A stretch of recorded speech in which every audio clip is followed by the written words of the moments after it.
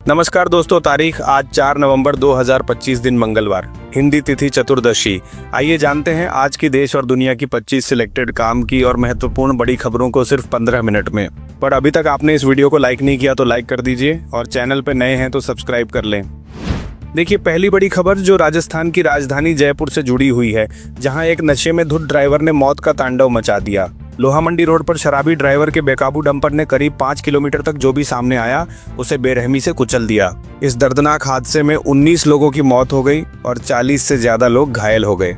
चश्मदीदों के अनुसार चालक का संतुलन पूरी तरह बिगड़ गया था और वह लगातार हॉर्न बजाते हुए गाड़ियां रौंदता चला गया। हादसे के बाद लोगों में गुस्सा फूट पड़ा और उन्होंने प्रशासन से सख्त कार्रवाई की मांग की। चलिए अगली खबर देखिए, जो मध्य प्रदेश की लाडली बहनों के लिए बेहद राहत भरी है।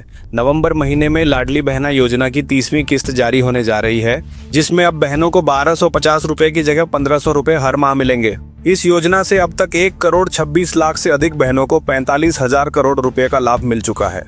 योजना की शुरुआत जून 2023 में हुई थी और अब तक 29 किस्तें दी जा चुकी हैं। मुख्यमंत्री डॉक्टर मोहन यादव ने घोषणा की है कि नवंबर से बढ़ी हुई राशि सीधे बहनों के खातों में भेजी जाएगी।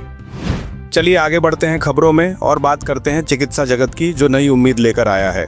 अमेरिका की FDA ने पहली बार राइबल्सस नामक मौखिक GLP-1 दवा को मंजूरी दी है, जो टाइप 2 डायबिटीज मरीजों में ब्लड शुगर कंट्रोल करने के साथ साथ हार्ट अटैक और स्ट्रोक के खतरे को भी कम करेगी। New England journal of medicine में प्रकाशित 4 साल के SOUL ट्रायल में 9,650 मरीजों पर हुए अध्ययन में यह दवा प्रमुख कार्डियोवास्कुलर घटनाओं का 14% तक खतरा घटाने में सफल रही। पहले यह दवा केवल ब्लड शुगर नियंत्रण के लिए स्वीकृत थी, अब इसे हृदय सुरक्षा के लिए भी मान्यता मिल गई है। चलिए आज के मौसम समाचार पर भी नजर डाल लेते हैं, क्योंकि दिल्ली की ठंड बढ़ने लगी है। नवंबर की शुरुआत के साथ ही राजधानी में सर्दी ने दस्तक दे दी है। सोमवार को दिल्ली के आया नगर में सुबह 8 बजे न्यूनतम तापमान 13.4 डिग्री सेल्सियस दर्ज किया गया, जो इस सीजन का सबसे ठंडा दिन रहा। 1 नवंबर को तापमान 19.5 डिग्री और 2 नवंबर को 16.6 डिग्री था। मौसम विभाग के अनुसार पश्चिमी विक्षोभ और उत्तरी ठंडी हवाओं की वजह से पारा तेजी से गिरा है। अगले कुछ दिनों में न्यूनतम तापमान 12 से 14 डिग्री तक रह सकता है और पहाड़ों पर बर्फबारी की संभावना है। चलिए अगला अपडेट आ रहा है, जो वाहन चालकों के लिए राहत भरी खबर है। फास्टैग से जुड़े नियमों में बड़ा बदलाव किया गया है, जो 15 नवंबर से लागू होंगे। सरकार ने नया प्रावधान लाते हुए कहा है कि अब अगर कोई वाहन स्वामी फास्टैग के बिना यात्रा करता है तो नकद भुगतान की जगह UPI से भुगतान करने पर उसे टोल शुल्क में 25% की छूट मिलेगी। पहले नकद भुगतान करने पर निर्धारित राशि का दूना टोल देना पड़ता था।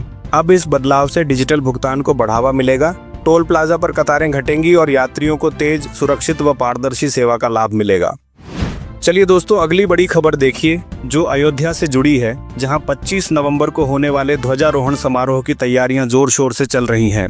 इस महत्वपूर्ण आयोजन में प्रधानमंत्री के शामिल होने की संभावना को देखते हुए सुरक्षा एजेंसियां सतर्क हो गई हैं। कार्यक्रम से 22 दिन पहले ही खुफिया विशेषज्ञों ने अयोध्या में डेरा डाल दिया है और सुरक्षा व्यवस्था का रिहर्सल शुरू हो चुका है। राम मंदिर परिसर समेत पूरे शहर को अभेद्य सुरक्षा कवच में लिया जा रहा है। SSP डॉक्टर गौरव ग्रोवर ने बताया कि हर आगंतुक को सुरक्षित और शांतिपूर्ण माहौल देने के लिए सुरक्षा का मजबूत खाका तैयार किया जा रहा है। चलिए आगे बढ़ते हैं खबरों में और अब रुख करते हैं बिहार के दरभंगा की ओर। यहाँ उत्तर प्रदेश के मुख्यमंत्री योगी आदित्यनाथ ने NDA के समर्थन में जनसभा को संबोधित करते हुए विपक्ष पर तीखा हमला बोला। CM ने कांग्रेस और RJD को रामद्रोही करार दिया और कहा कि जो मां जानकी का विरोधी होगा वह हमारा भी विरोधी होगा। साथ ही उन्होंने पप्पू, टप्पू और अप्पू के नाम पर विपक्षी गठबंधन को 3 बंदरों की जोड़ी बताया और कहा कि पप्पू सच नहीं बोल सकता, टप्पू सच नहीं देख सकता और अप्पू सच नहीं सुन सकता। उन्होंने राम जानकी मार्ग, विकास कार्य और कानून व्यवस्था के नाम पर NDA की उपलब्धियां गिनाई और दावा किया कि RJD शासन में 70 से अधिक नरसंहार हुए थे, जिनसे बिहार का शोषण हुआ। चलिए अगला अपडेट आ रहा है, जो देश भर के पेंशनर्स के लिए बेहद जरूरी है। अगर आपने अभी तक अपना जीवन प्रमाण पत्र जमा नहीं किया है तो इसे 30 नवंबर तक हर हाल में पूरा कर लें, वरना दिसंबर से आपकी पेंशन रुक सकती है। ये सर्टिफिकेट ये साबित करता है कि पेंशनर जीवित हैं और पेंशन के हकदार हैं। 60 से 80 वर्ष तक के पेंशनर्स को 1 से 30 नवंबर तक समय मिला है, जबकि 80 वर्ष से अधिक उम्र वाले पेंशनर 1 अक्टूबर से 30 नवंबर तक इसे जमा कर सकते हैं। यह प्रक्रिया ऑनलाइन और ऑफलाइन दोनों माध्यमों से संभव है, जिसमें जीवन प्रमाण पोर्टल, उमंग ऐप और डोर स्टेप बैंकिंग जैसी सेवाएं शामिल हैं। चलिए आगे बढ़ते हैं खबरों में और अब नजर डालते हैं पंजाब पर, जहां मुफ्त राशन पाने वाले लाखों परिवार बड़ी परेशानी में हैं। सुप्रीम कोर्ट के आदेशों के बावजूद राज्य के लगभग 1,49,604 राशन कार्ड धारक परिवारों के 4,63,407 सदस्य पिछले 9 महीनों से फ्री गेहूं के इंतजार में हैं। खाद्य एवं आपूर्ति विभाग ने 1.5 लाख के करीब ई श्रम राशन कार्ड जारी तो कर दिए, लेकिन परिवारों को राशन नहीं मिल रहा। अमृतसर, लुधियाना, पटियाला, जालंधर समेत सभी जिलों में लोग डिपो और दफ्तरों के चक्कर काट रहे हैं, पर हर बार झूठे आश्वासन के साथ लौटना पड़ रहा है। चलिए अगली खबर देखिए, जो उत्तर प्रदेश से जुड़ी हुई है, जहां सरकार जल्द ही 23,000 से अधिक शिक्षकों की भर्ती शुरू करने जा रही है। राज्य के 4,512 सहायता प्राप्त विद्यालयों में टीजीटी, पीजीटी, प्रधानाध्यापक और प्रधानाचार्य के पद खाली है। 71 जिलों से 22,201 पदों का विवरण शिक्षा निदेशालय को भेजा जा चुका है, जबकि शेष जिलों का डेटा आने के बाद यह संख्या बढ़ सकती है। भर्ती उत्तर प्रदेश असाधारण एवं विशेष चयन आयोग के माध्यम से होगी। वहीं सुप्रीम कोर्ट के आदेश के बाद 30,000 से अधिक बीएड धारक शिक्षकों की नौकरी पर खतरा मंडरा रहा है, जिन्हें ब्रिज कोर्स पूरा करना अनिवार्य है। चलिए दोस्तों अगली बड़ी खबर देखिए, जो हरियाणा के नूंह जिले से जुड़ी हुई है, जहां 9 गांवों में कैंसर के मामलों ने प्रशासन की चिंता बढ़ा दी है। इन गांवों में अब तक 100 से अधिक लोग कैंसर से पीड़ित पाए गए हैं और 30 से ज्यादा लोगों की मौत हो चुकी है। ग्रामीणों का आरोप है कि गुरुग्राम कैनाल से आने वाला रासायनिक युक्त पानी, जो खेतों की सिंचाई में उपयोग होता है, बीमारी की बड़ी वजह है। डीसी अखिल पिलानी ने इस पर संज्ञान लेते हुए स्वास्थ्य विभाग को जांच और पानी की सैंपलिंग के आदेश दिए हैं। देश भर में उत्तर प्रदेश, महाराष्ट्र और बिहार जैसे राज्यों में कैंसर के सबसे अधिक मामले दर्ज किए जाते हैं। चलिए आगे बढ़ते हैं खबरों में और अब बात करते हैं दिल्ली की, जहां पश्चिमी दिल्ली के पालम ड्रेन में सीवर का गंदा पानी गिरने से यमुना की सफाई पर बड़ा असर पड़ रहा है।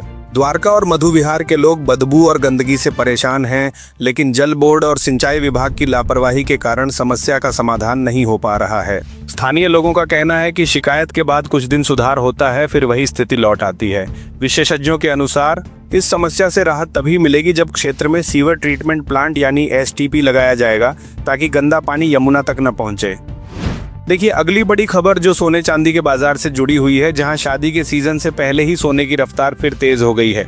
दिल्ली के MCX पर सुबह 10 बजे के आसपास सोने की कीमत में 228 रुपए प्रति 10 ग्राम की बढ़ोतरी दर्ज की गई, जिससे इसका भाव 1,21,460 रुपए प्रति 10 ग्राम तक पहुंच गया।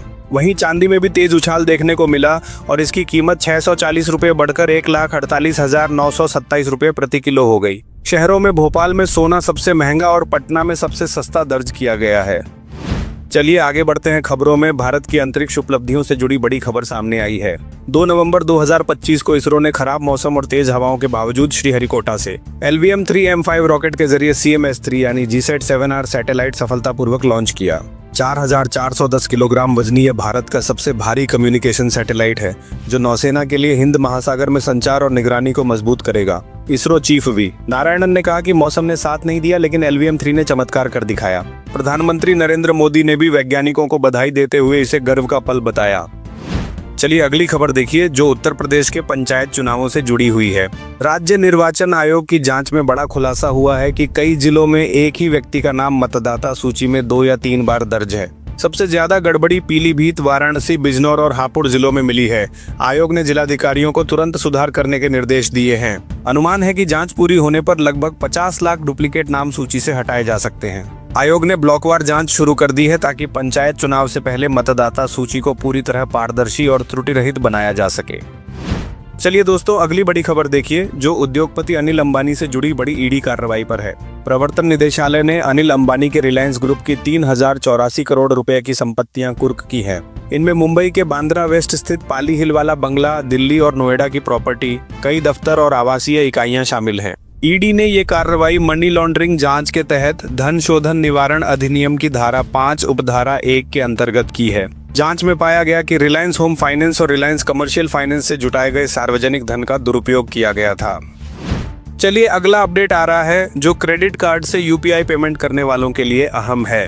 National payments corporation of India यानी NPCI ने स्पष्ट किया है कि रुपए क्रेडिट कार्ड से 2,000 रुपए तक का UPI पेमेंट करने पर कोई चार्ज नहीं लगेगा। हालांकि अगर लेन देन 2,000 रुपए से अधिक है तो उस पर मर्चेंट डिस्काउंट रेट यानी MDR लागू हो सकता है, जो आमतौर पर दुकानदार से लिया जाता है। फिलहाल यह चार्ज केवल बड़े व्यापारी और ब्रांडेड स्टोर्स पर लागू होगा। छोटे दुकानदार और स्थानीय वेंडर्स इससे मुक्त हैं, यानी सामान्य उपभोक्ता की छोटी खरीदारी पर कोई असर नहीं पड़ेगा। चलिए आगे बढ़ते हैं खबरों में। उत्तर प्रदेश के मथुरा जिले के किसानों के लिए चिंता बढ़ाने वाली खबर आई है। जिले के करीब 1,40,000 किसानों की प्रधानमंत्री किसान सम्मान निधि की 21वीं किस्त अटक सकती है, क्योंकि वे अब तक फार्मर रजिस्ट्री नहीं करा पाए हैं। नवंबर के पहले सप्ताह में किस्त जारी होनी है, लेकिन रजिस्ट्री अधूरी रहने से भुगतान रोका जा सकता है।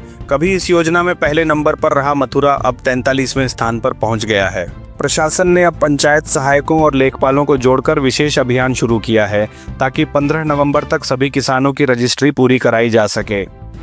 चलिए अगली खबर देखिए, जो गाजा में संभावित सैन्य तैनाती से जुड़ी है और इसमें नया विवाद उभर आया है। रिपोर्टों के मुताबिक पाकिस्तान ने गाजा भेजे जाने वाले सैनिकों के बदले प्रति सैनिक 10,000 अमेरिकी डॉलर की मांग की है, जबकि इजराइल ने प्रति सैनिक 100 अमेरिकी डॉलर देने का प्रस्ताव रखा बताया जा रहा है। कहा जा रहा है कि पाकिस्तान ने मिस्र में हुई बैठकों के बाद 20,000 सैनिक भेजने का प्रस्ताव दिया था और उस मकसद से चर्चा हुई थी। इस ऐलान से क्षेत्रीय कूटनीति और सुरक्षा के कई सवाल उठ खड़े हुए हैं और घटनाक्रम पर आगे की पुष्टि बाकी है।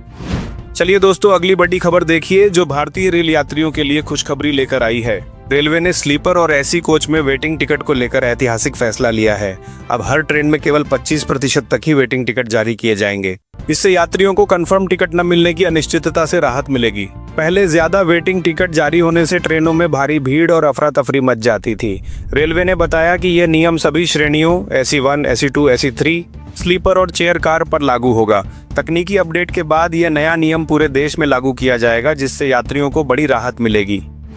चलिए अगला अपडेट आ रहा है, जो बिहार विधानसभा चुनाव से जुड़ी है और इसमें तेजस्वी यादव के लिए बड़ी खुशखबरी आई है। ताजा JVC ओपिनियन पोल सर्वे में तेजस्वी यादव को सबसे पसंदीदा मुख्यमंत्री उम्मीदवार बताया गया है। उन्हें 33% लोगों ने पसंद किया है, जबकि मौजूदा मुख्यमंत्री नीतीश कुमार को 29% समर्थन मिला है।